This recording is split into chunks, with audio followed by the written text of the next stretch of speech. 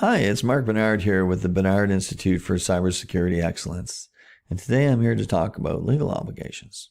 This is an important topic, and the reason why is because the Governance Committee, who provides oversight of the cybersecurity program, should have a very good and firm handle on what legal obligations it is that the cybersecurity program needs to provide assurance over. Most organizations that I have seen do not have, in fact, a complete list of the acts or regulations or any kind of contracts that the organization has to comply with. So while the general counsel and the lawyers may have an idea of it, nobody else seems to. So it makes it very difficult for the organization to comply with the requirements of these legal obligations. So today I'm going to talk a little bit about this to try and help you understand so that you can make sure that it doesn't happen in your organization. Okay, this is at the very top of the organization. Okay, cybersecurity knows no boundaries. It's so true. I'm Mark Bernard, and this is a Bernard Institute for Cybersecurity Excellence, and we're talking about legal obligations. You can find me on social media. You can find me on LinkedIn, my private account, but also my company account. You can also find me on Facebook. If you're looking, you can find my business account on Facebook. I'm on Twitter and on YouTube. And of course, I have a website where I'm recording these videos and saving them on Vimeo. So feel free to drop by Vimeo and take a check.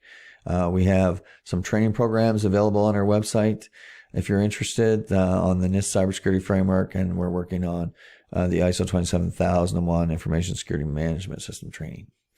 Okay, so without further ado, let's proceed. Legal obligations. What does that look like? What does that mean? A lot of people have no idea. This is something that they don't really teach in cybersecurity programs.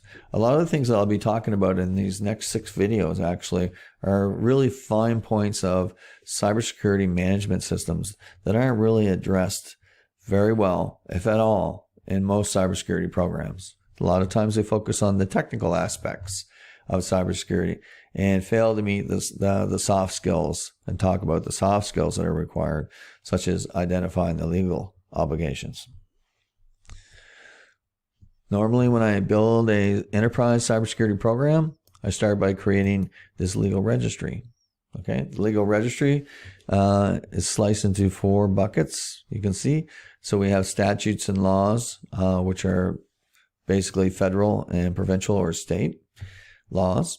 Then we have regulations, which help to guide different industries. And then we have internal facing contracts and external facing contracts. And let's talk about that a little bit. So internal facing contracts are the obligations that our organization, our enterprise, has to comply with. When we license software from Microsoft or Oracle, for instance, they have obligations to keep their code private and to respect their intellectual property. So we do that. External facing contracts are contracts that we have with customers and other organizations that we might provide services to. And so let's take a look at some of the examples actually. So statutes and laws. So we're talking about things like the Incorporation Act. We're talking about Internal Revenue Service Act or the Canadian Revenue Service Act. We're talking about Civil Rights Act. We have a long list. Some organizations that I have created the legal registry for have up to 60 or 70 different laws and regulations that they have to comply with. And it's important as cybersecurity professionals for us to go through these and to identify what are the impacts to the organization. Where does it state that we have to maintain confidentiality of this type of information? Where does it state that we have to provide a high level of integrity?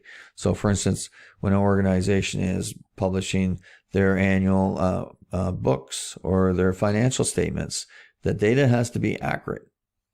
Integrity of that information is paramount to the success of the organization. If there are any issues or any errors in those statements, it can create some reputational damage.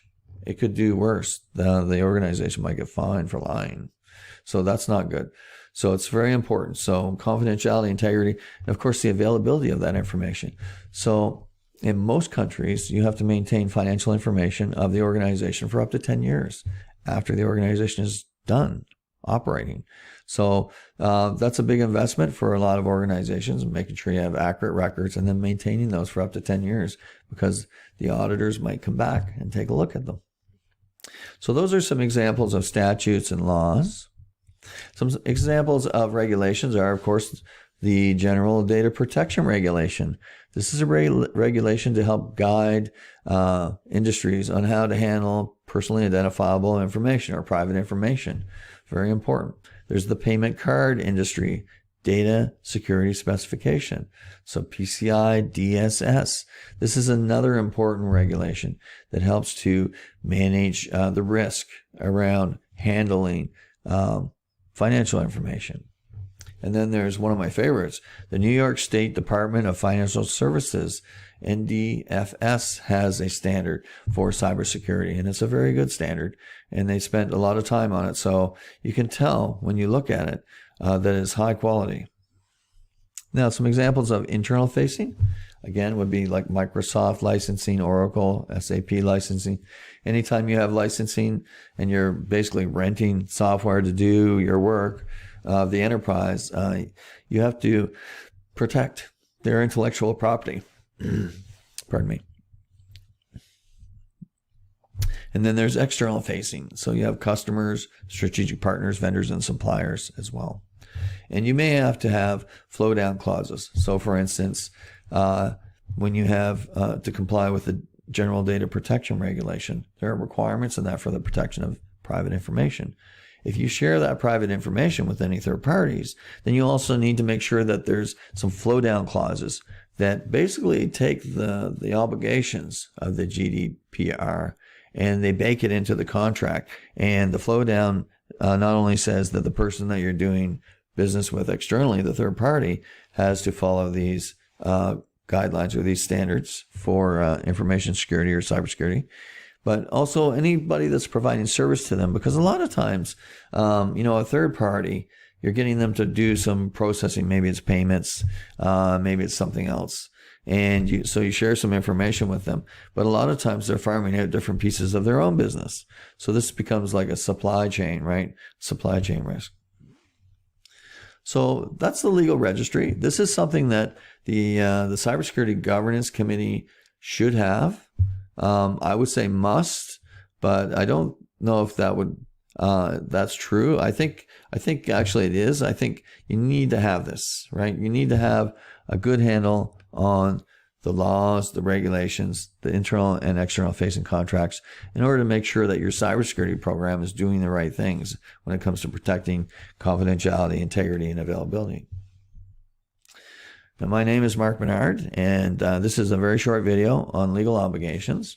I create these videos so that I can share knowledge with my colleagues who may not know some of the finer points of a cybersecurity program, but also for the new people who are just coming into our industry and who need a leg up to get a handle on the programs. I hope that you found it useful, and if you did, make sure that you like the video and you share it with your friends, please. And if you have any questions, feel free to leave those in the comments. You can find me on LinkedIn, Facebook, YouTube, or Twitter. And you can find me on my website at thebernardinstitute.com, where we provide training from, or you can email me or call me even. I hope that you have a great day, and thank you for coming by and visiting. Take care now.